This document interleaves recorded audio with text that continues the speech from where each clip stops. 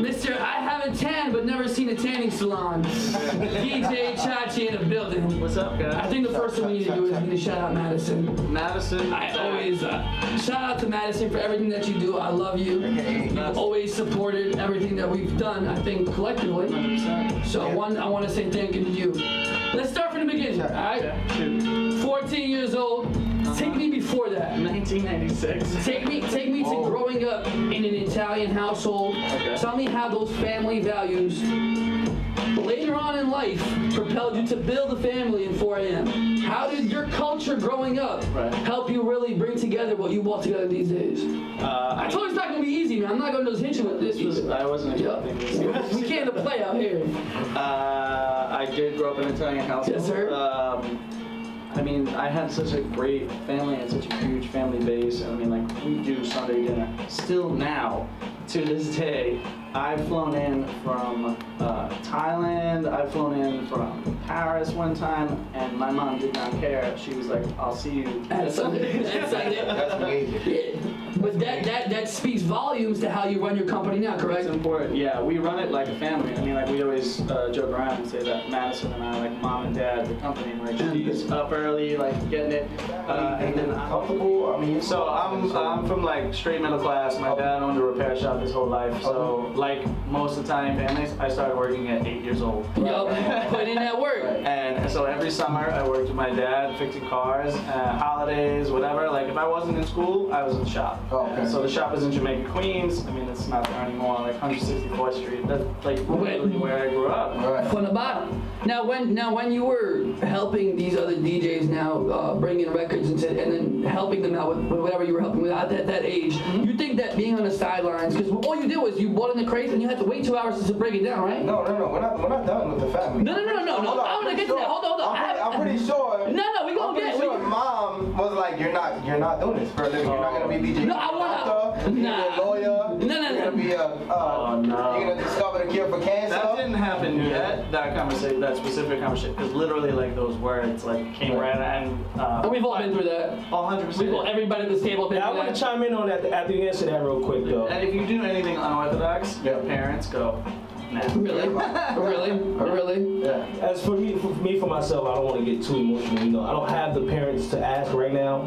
You know, due to certain situations, I don't have the parents to ask. So I try to get my advice from older siblings and friends who are a little bit older. You know, associates, people in the game that are a little bit older. You know, it came to a point in time, just to be honest, I was like, you know what, this is just not gonna work. Like, DJ is not it. I'm gonna have to go back to work and stuff like that. Have you ever got to that point? And it's like, what made you like continue? Like, what made you keep going? So there was a point in my career where I remember I was DJing in the city. I was about 18, and I started DJing clubs. And the promoters were kind of like giving me the runaround, and they were trying to pay me like through my guest list.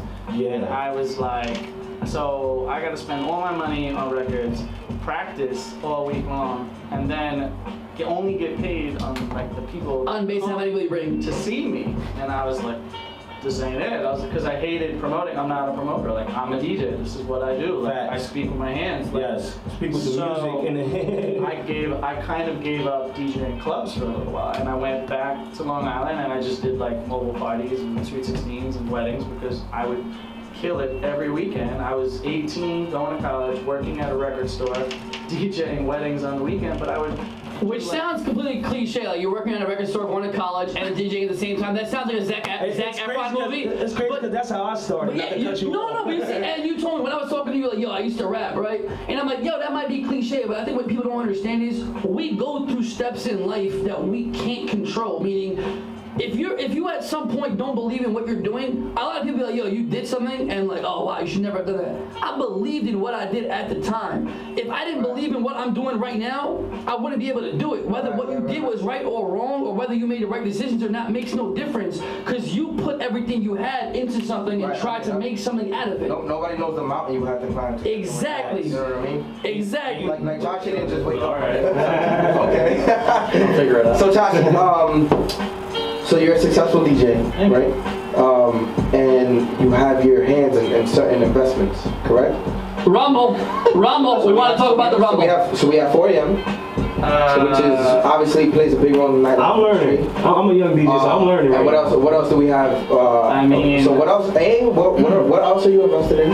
And B, how important is it? Are those investments to somebody who's not getting a weekly check? And not only that, but how important is that to your future, your kids' future? I know you don't have any kids, correct? I don't. Nope. But we spoke about this on the way. We spoke about this on the way. When you do have kids, how important is it for their future, your investments and your moves now? So when I was, I guess maybe 23, I was on the road. I was still living home. I didn't even need like an apartment anywhere because I was traveling. These are mood swing days, right? These are mood swing days. I just signed a mood swing. I'm at 10 June on Thursdays. I'm in Atlantic City every weekend. I'm doing stereo on Tuesdays. And my father is like, there's a shelf life to this. You can't do this for forever. Like, you're a DJ. Like, of course. How long? So an investment opportunity came to me to get into a nightclub. And I knew the guys really, really well, and I invested in, now it's like 6, I think. 6 nightclubs, restaurants that they pay quarterly residuals. So that stuff is really important, like spreading my money that early. Is it in the state of New York?